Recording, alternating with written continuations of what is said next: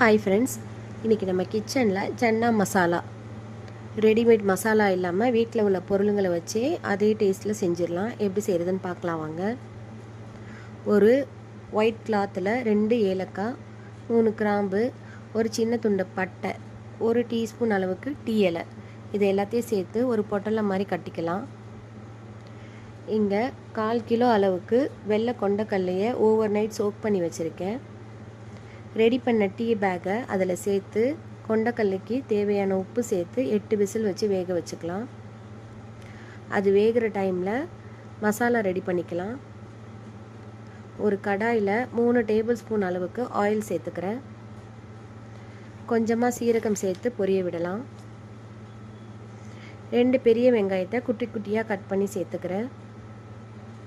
வெங்காயம் நல்லா வதங்கட்டும். கோல்டன் கலர் வந்தது பிறகு 1 டேபிள் ஸ்பூன் அளவுக்கு இஞ்சி பூண்டு பேஸ்ட்டு சேர்த்து வதக்கிக்கிறேன். இப்போ என்னென்ன ட்ரை மசாலாஸ் ஆட் பண்ணணுன்னு பார்க்கலாம். 1 டேபிள் ஸ்பூன் அளவுக்கு சில்லி பவுடர், 1 டேபிள் ஸ்பூன் அளவுக்கு தனியா பவுடர், 1 டீஸ்பூன் அளவுக்கு மஞ்சள் தூள், 1 டீஸ்பூன் அளவுக்கு கரம் மசாலா, 1 டீஸ்பூன் அளவுக்கு சாட் மசாலா பவுடர். இது நம்மளோட சன்னா மசாலாவுக்கு ஒரு டேங்கி டேஸ்ட் கொடுக்கும். 1/2 டேபிள் ஸ்பூன் அளவுக்கு சீரக பவுடர், கொஞ்சமாக ஓமம், இது எல்லாத்தையும் வெங்காயம் இஞ்சி பூண்டோடு சேர்த்து வதக்கிக்கலாம். 2 தக்காளியை பேஸ்ட்டாக அரைச்சி வச்சுருக்கேன், அதையும் சேர்த்துக்கிறேன். இப்போது மசாலாவுக்கு தேவையான உப்பு மட்டும் சேர்த்துக்கலாம். மசாலா நல்லா வதங்கிட்டுருக்கு. மசாலாலேருந்து நல்லா எண்ணெய் பிரிஞ்சு வருது.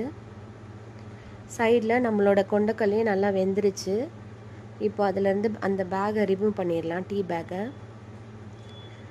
2 டேபிள் ஸ்பூன் அளவுக்கு கொண்டக்கல்லையை எடுத்து கோர்ஸாக அரைச்சிக்கலாம். இப்போது குக்கரில் கொண்டக்கல்லையோட நம்ம ரெடி பண்ணி வச்சுருக்க மசாலாவையும் கோர்ஸாக அரைச்ச கொண்டக்கல்லையும் சேர்த்து உப்பெல்லாம் செக் பண்ணிவிட்டு ஒரு விசில் வச்சு எடுத்துக்கலாம். நம்மளோட சன்னா மசாலா சூப்பராக எண்ணெயெல்லாம் பிரிஞ்சு ரெடி ஆயிடுச்சு. சப்பாத்தி பரோட்டா கூட வச்சு சாப்பிட்டு என்ஜாய் பண்ணலாம்.